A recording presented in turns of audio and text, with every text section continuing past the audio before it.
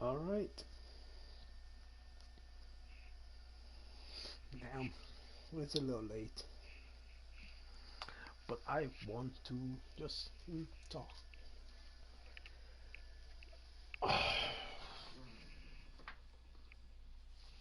Well, all right. Hold on. Hold on.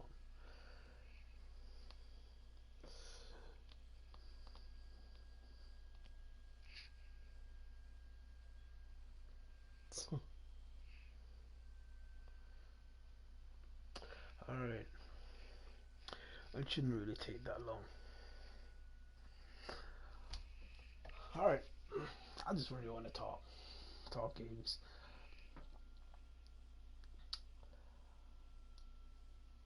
I watched while I was at work the Dual Sense by Jeff Keighley, and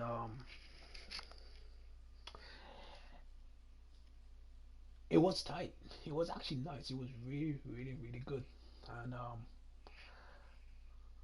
I was at work for a long, long time. I honestly just got in, and by all means, I'm gonna stream. I'm gonna stream Ghost of Tsushima tomorrow, but right now I am just tired, tired. But I got a little bit of time, so before I decide to freaking call it a freaking night. Excuse me. But I want to talk. I want to talk about what I saw, and because here's the thing: Jeff Keighley showed off the dual sense. He showed it him using it, and he showed him playing Astro's Playroom. Astro's Playroom looked dope. I am not gonna lie, and it's all man. Good thing is, it's already pre-installed. You don't even have to buy the game. The game is already installed on your system, so you don't need anything new or anything else. You just need to have the system, and that's so. Day one, you got that game ready to show, and it's a good looking game, and it's there to show off. Not the probably not the visuals, but it's there to show off what the PlayStation 5 DualSense controller can do. Now, I don't want to really take this into like no console war thing, but when you look at the DualSense controller and then you look at the PS5 PS4 controller, it looks so much more different. It is it's a drastic change. It looks in looks and what it can do. It's a drastic change. If you look at the Xbox controller, the Xbox One X controller to be exact, because it's black, and you know, if it wasn't for the share button, would you notice anything different? No, no, because they really hasn't done anything else to that controller. That controller is as bland as the Xbox. It's the Xbox design itself. There was no love put into it, and they just copied the share button from PlayStation. So, and now the PlayStation has the create button. So, that's that. That's that. But what I find funny about this whole entire interview, because there was after Jeff Keighley played the game looked tight, the game looked fun. Jeff Keighley had a little talk with who did he talk with? Ooh, I can't think of his name right now. And I know as soon as this is all done, I'm gonna remember it, but I just cannot remember it at this specific moment. But he was talking to someone who works at PlayStation. I think he works at Insomniac. I'm not 100% sure, but they took shots at what Phil Spencer's been saying. Which, to be honest, It's obvious, but Phil Spencer wants to think that he is actually a developer, which he's not. But the developer said holding putting games on the PS4. I'm not quoting word for word, but he said putting games on the PlayStation 4 and the not PlayStation 4 and the PlayStation 5, it will hold back design and how the game is played. You te- they basically said you technically have to create a separate game for the PS4 and one for the PlayStation 5. And if the knowing that the SSD is being used, you it will not play the same. Basically, like Ratchet and Clank as he used, where you're jumping from map to map to map in like instantaneous. That won't be possible on the PlayStation 4, obviously. So the game would have to change. The whole how the game reacts to the controller, that would have to change. Everything it won't be the same game. It will just be another Ratchet and Clank, and that's the problem. Like Phil Spencer thinks it's all about scaling up and down. It's not about that. It's not just about that. But he on the Xbox people just don't want to understand that. They just know and they just don't want to believe. They just want to listen to what Phil Spencer says. However, however, Phil Spencer keeps on going. I know. I have a feeling they actually are going to just create two separate games for their first party studios. Even even the developer Capcom who made Resident Evil 8, they're not putting that on the PS4. They canceled that PS4 the PS4 copy and just going all next gen because they know for a fact they can't do it on the PS4 and it will be just be gimping the entire game altogether. So they just decided, screw, we're just gonna run this on next gen hardware. So that that's where you come into this and I'm like, what the heck is Phil Spencer saying? What is he talking about? And none of it makes any sense whatsoever. But it is what it is, man. They getting rid of um, they getting rid of Xbox Live, the $6. But here's the thing, I actually want to say something about that. I actually want to say something about that.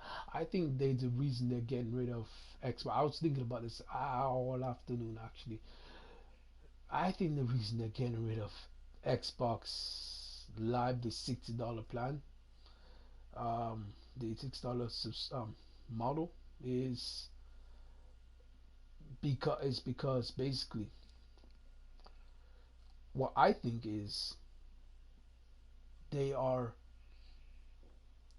getting rid of all your other options, basically putting everything in Game Pass as a Game Pass subscription model. That's the only thing they want you to pay for.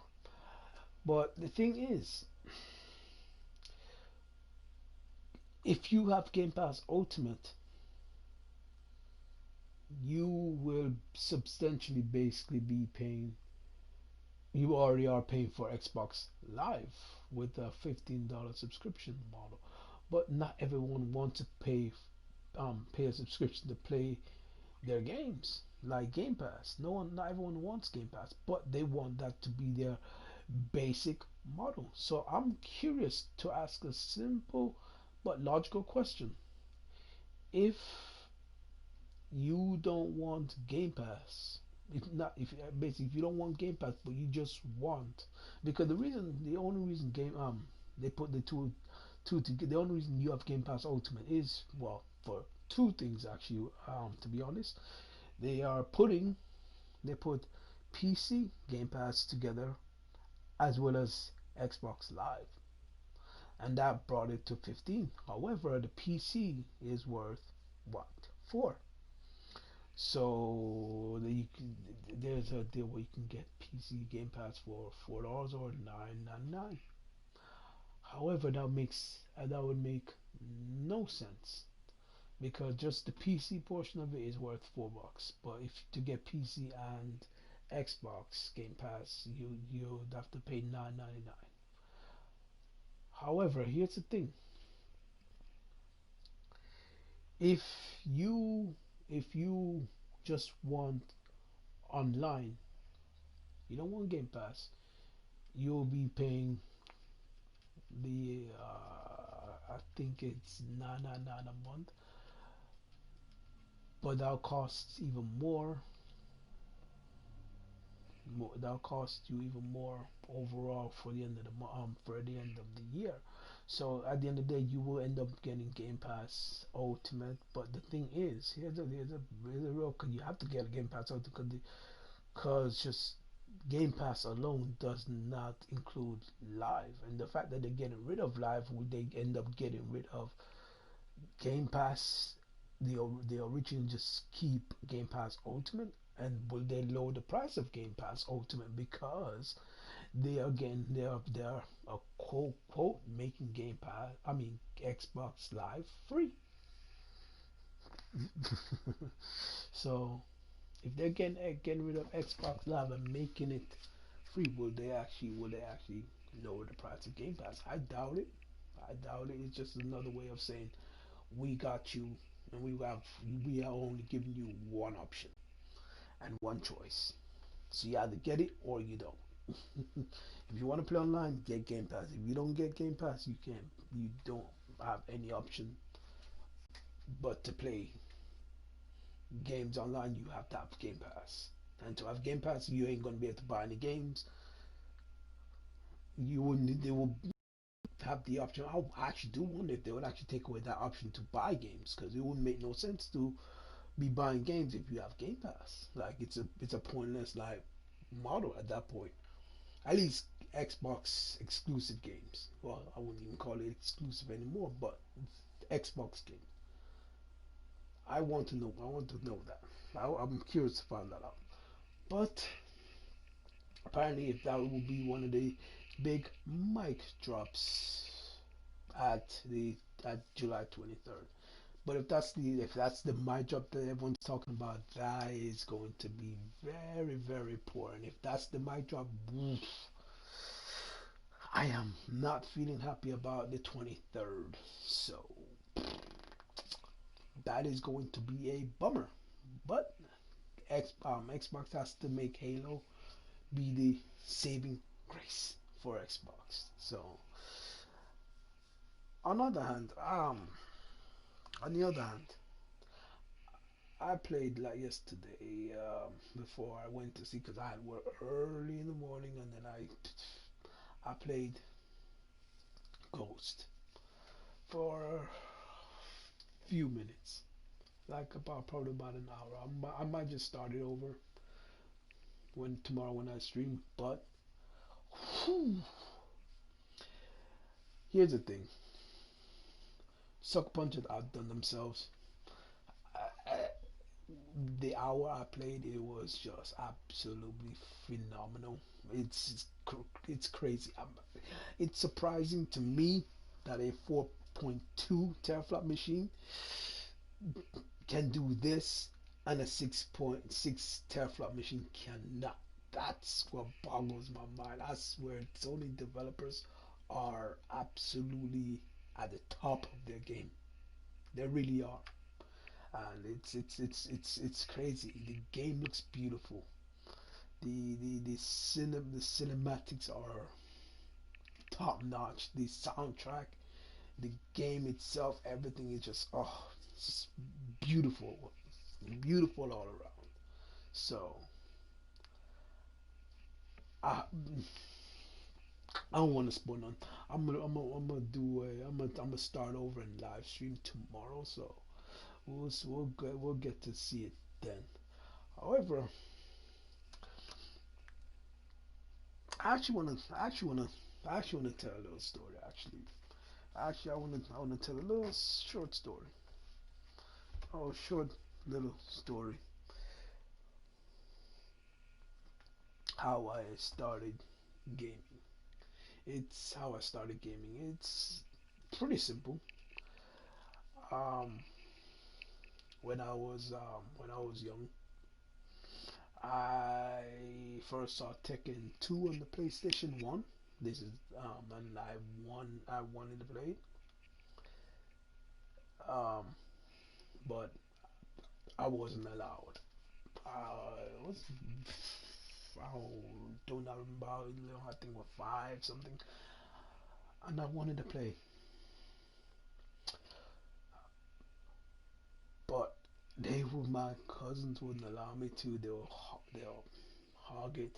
When they left, I went ahead, played it, enjoyed the hell out of it. But by me playing it, I ended up getting myself an ass whooping.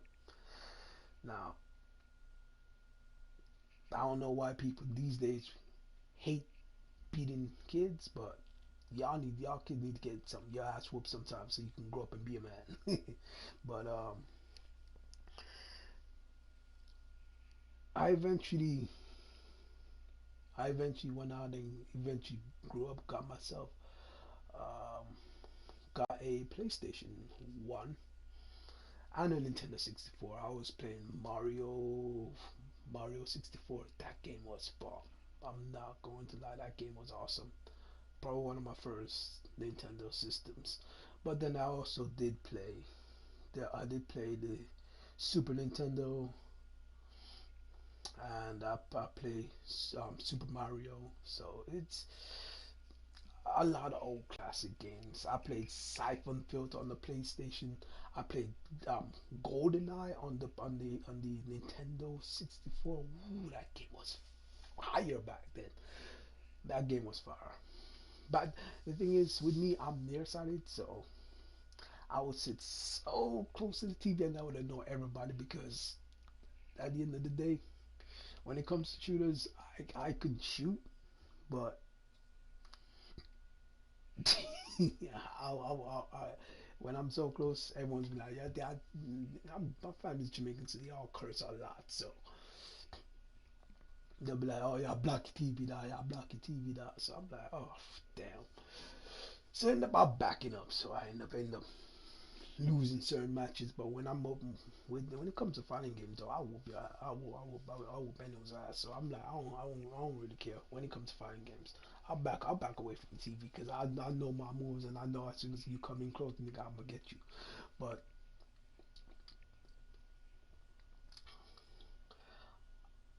I enjoy those games. Those games I played Siphon Filter on the PlayStation One, and I played a lot of other games on the PlayStation One. I played what was that racing game called? Star Wars Pod Race, I think it was. Amazing game, amazing game. There's a lot of games I played on the PlayStation One. Siphon Filter. There's a lot of games I can't remember all of them. I can't remember. Those two I loved. I loved Duke Nukem. I played it on the PC.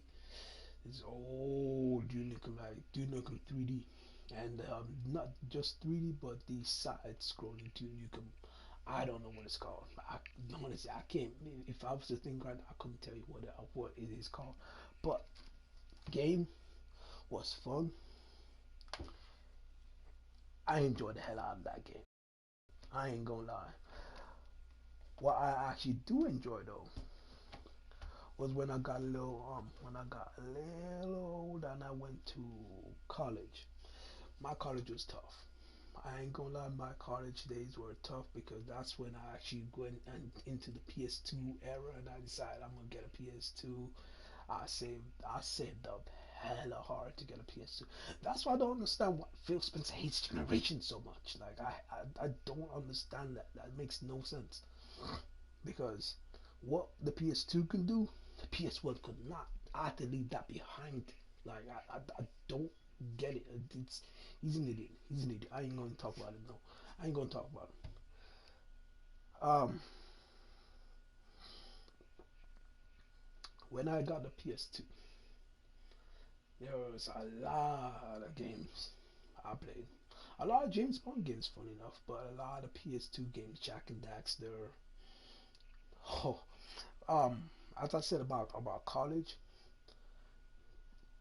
I my college of nearsighted college, as I said, nearsighted, so I had to be with my peers, I guess. But my it was like a dorm room college and stuff like that, But they would hold this dorm room college in the bar in the bar area in the bar area, and for some reason the college would because I lived in England at the time, so I would get my stuff from game. I mean, the college would get their games from game. Anything that wasn't in a actual that was sold to GameStop that wasn't in a case, the school would get a deal and it will come to they'll get it on a cheap and they'll come to the school and basically what the school would do is have game night a game night, and their particular console they choose was the PS2. So I won a lot of my games. I think what will happen is basically you will play against other players, and if you actually win, you get the said game that you are actually playing. And I beat I won a lot of games. I won a lot of games. At that time, I won Soul Calibur 3. Cause I told you, man, I let them find games, bro. I whoop niggas ass. But what I beat, I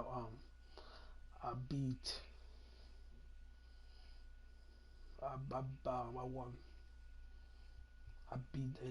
I won Soul Calibur 3. And obviously, not everyone is blind. Some people are fully sighted and everything, so it's more of a mix. But anyone can enter. Sometimes there'll be 100 people. Sometimes it'll be 50, 20, even two, three. It all depends on who's interested in the game or who actually gives a crap. And there'll be like a vote every other week what games to go for and all that stuff. So by the time it came to me, I ended up winning Soul Calibur.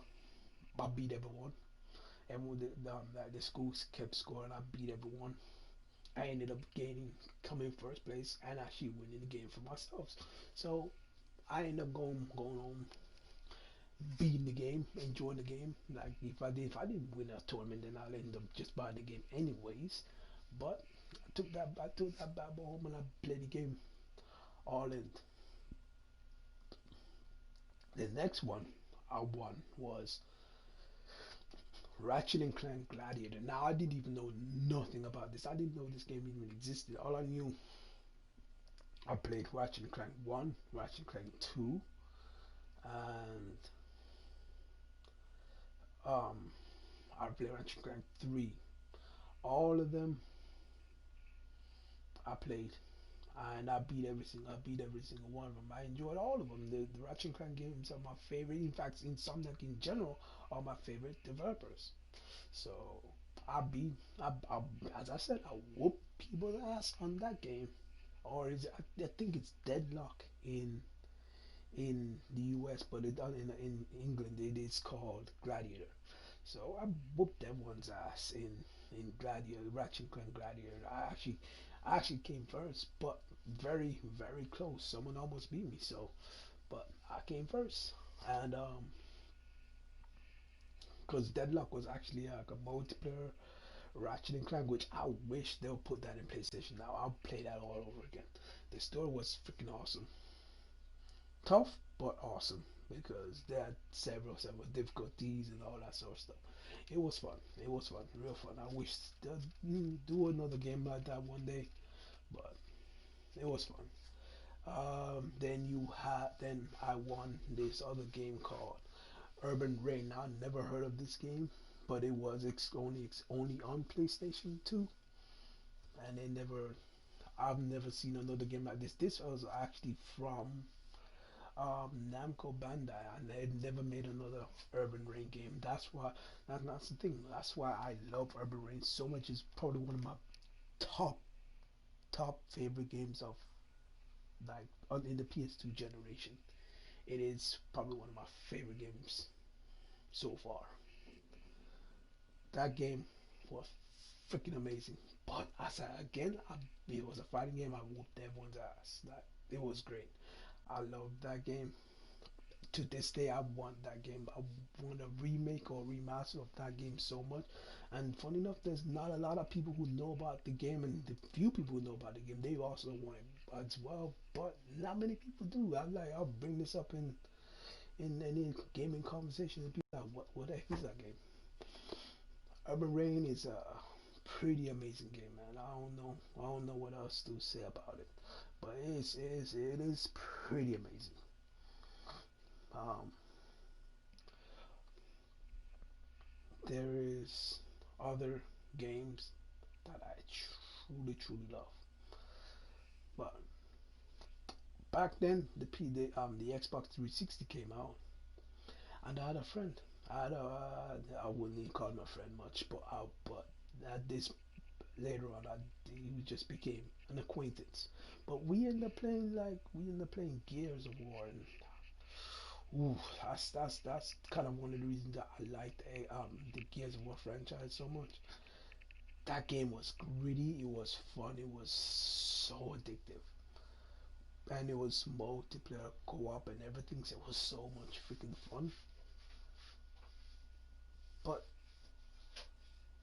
the thing is, what I actually do realize he was an Xbox fan, and he was always touting, claiming that Xbox is better than PlayStation, and I wouldn't go into the fanboy because at that time there was no fanboy war for me. I was more like just the gamer, just playing games and whatever.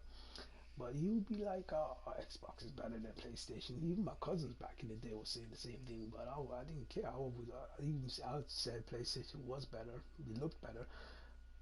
Obviously, it did look better than the PS2 and the original Xbox.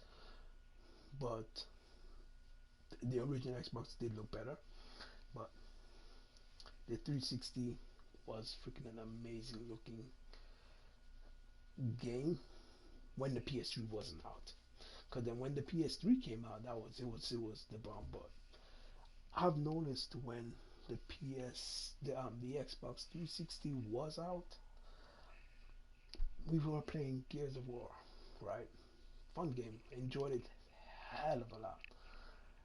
But my dude, he had this 360 and it like broke within a couple of weeks. I'm like, what's asking, so what's wrong with it? He's like, oh, red rings. And to be honest, I didn't know anything about the 360's problems at the time. So he was like, red ring, what the hell is that?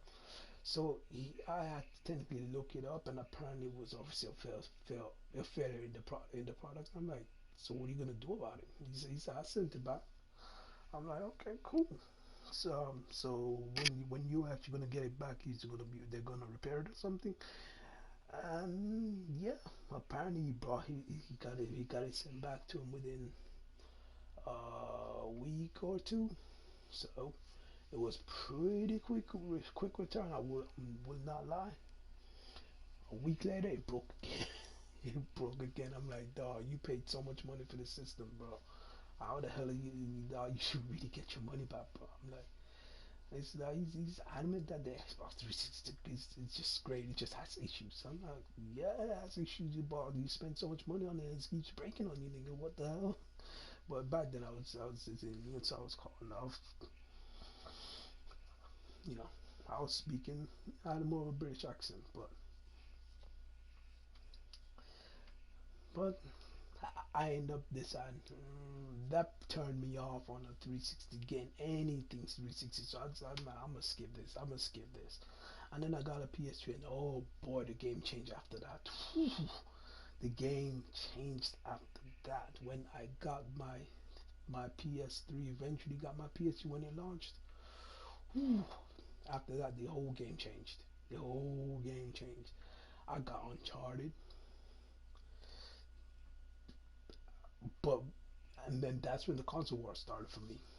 I hear people. I went on YouTube, looked up on stuff, and I hear people telling me, "Oh, the 360 is better," and I'm like, "How is it better?" Like, it's been out a year. Yes, PlayStation went out to a rough start. Was expensive at launch and all of that stuff, but it was still a freaking amazing system. I got the fat 60 gigabyte model. I think it was, yeah, 60 gigabyte fat.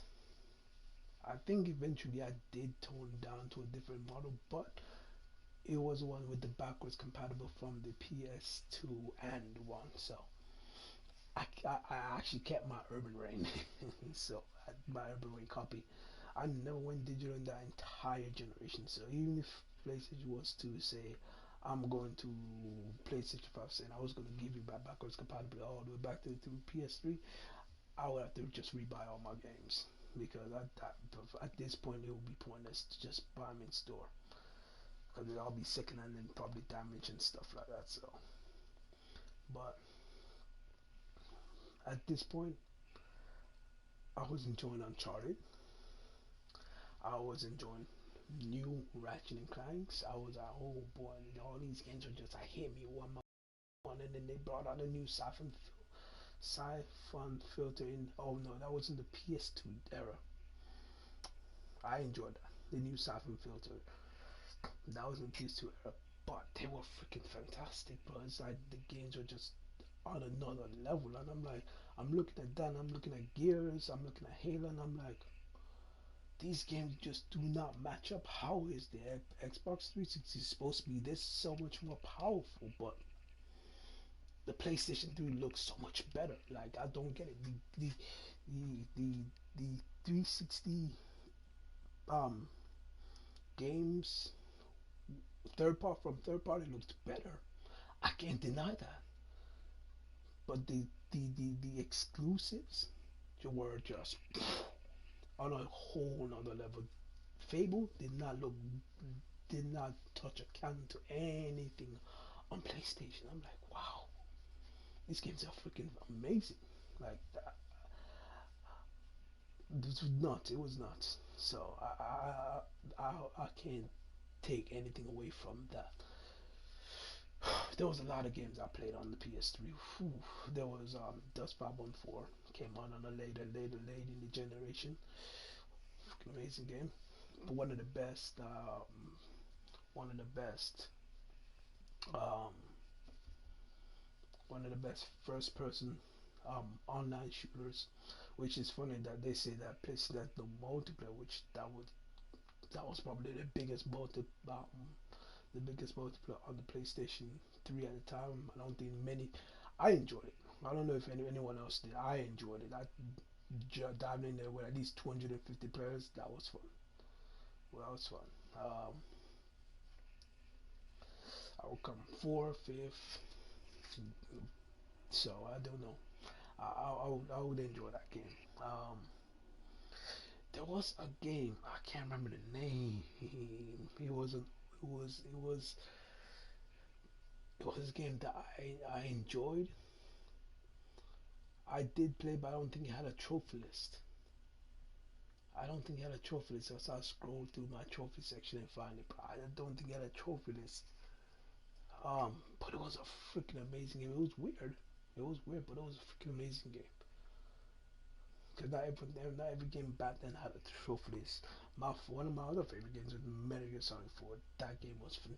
To this day, Metal Gear Solid 4 looks amazing. To this day, it still looks fucking fantastic. I don't mean to swear, but it looks absolutely brilliant in my eyes. That game was fantastic. Game was great. I beat it, loved it so much. Should have had a trophy list. Should have had a trophy list to it. Um, what else? What else? What else? What else did I enjoy? I, funny enough, never got into the God of War series. I probably should have. I never did.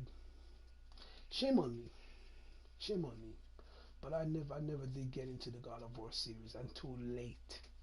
late that generation, and then I played The Last of Us was probably the last game I tried on the PS3, but it was late in the generation. I never actually beat it, and it was never played on my system. So, but then I ended up beating it on the PS4. So it's and then I actually beat Uncharted 3. Never got the chance to play the one on the Vita because I never actually owned the Vita. I'm still trying to get a Vita right now, and I think I will end up getting one very soon, but not right now. I don't have a Vita, so one. But even next gen, if I do end up getting a Vita eventually, I will get that other Uncharted that I never actually had a chance to play. So I want to play it so bad. But all my games, bro, I swear I love them so much. My first platinum actually was Saints Row 3. So fun games, man, fun games, fun times, bro. I actually enjoy my consoles I've had in the past.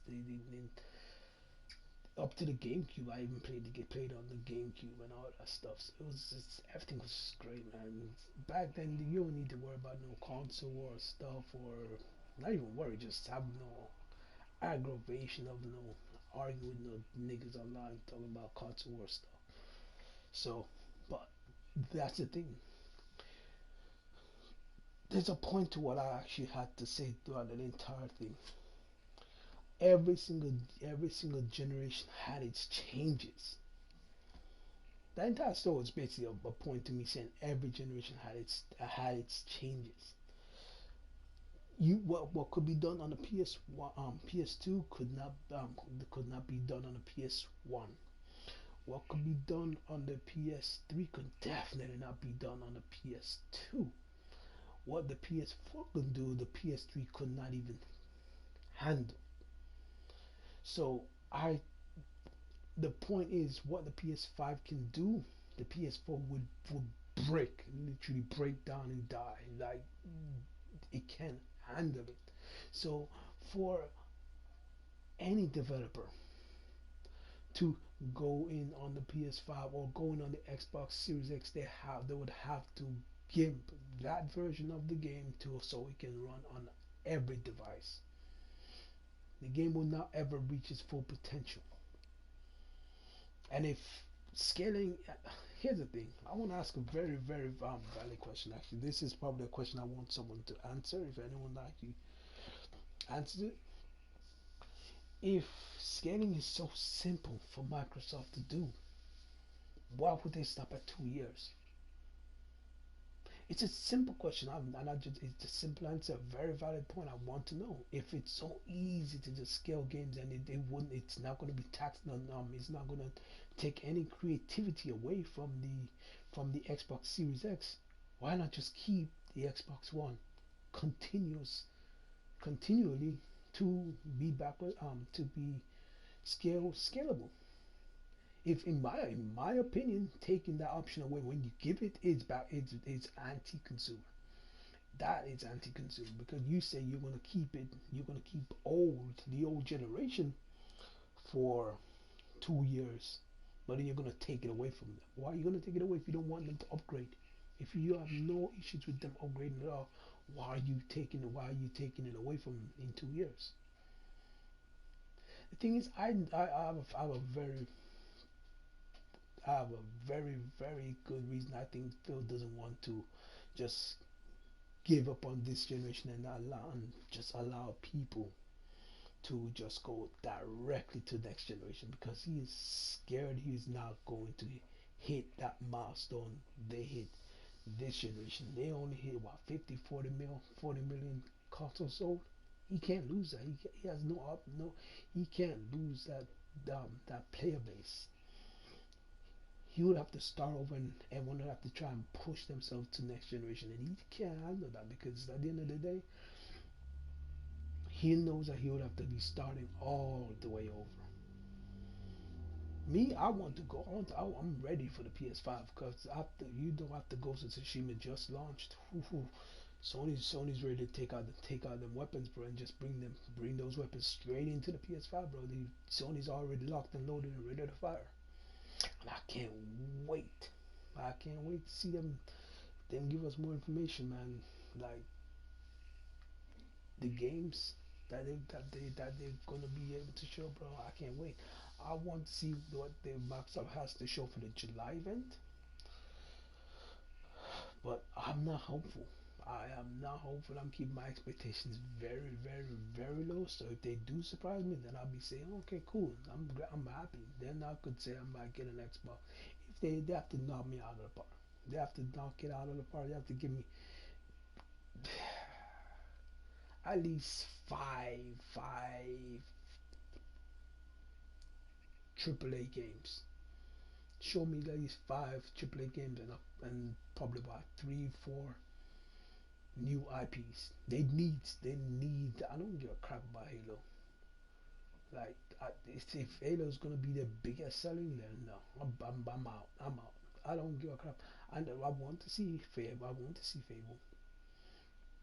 I really do. I know they're gonna talk about freaking Gears being upgraded to the Series X and show off the graphics that they can put in. But I just want to see new IPs. New IPs. I want to see what the initiative is doing, even though they might not show up. I want to see what their so-called 15 studios are working on, because if all 15 studios aren't there, they don't have any luxury to hold back. That's the other thing. They do not have a luxury of holding back for this July event, because Sony stomped them into the ground when they showed their event.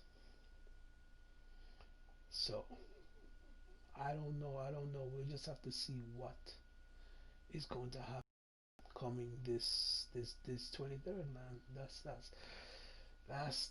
that's pretty much what I think is gonna have to happen. They're just gonna have to shell out and show up. They can't hold nothing back. Else, I'm not gonna be a purchaser of the Series X. I'm not gonna be a point in their purchase. They don't care, however. They really don't care.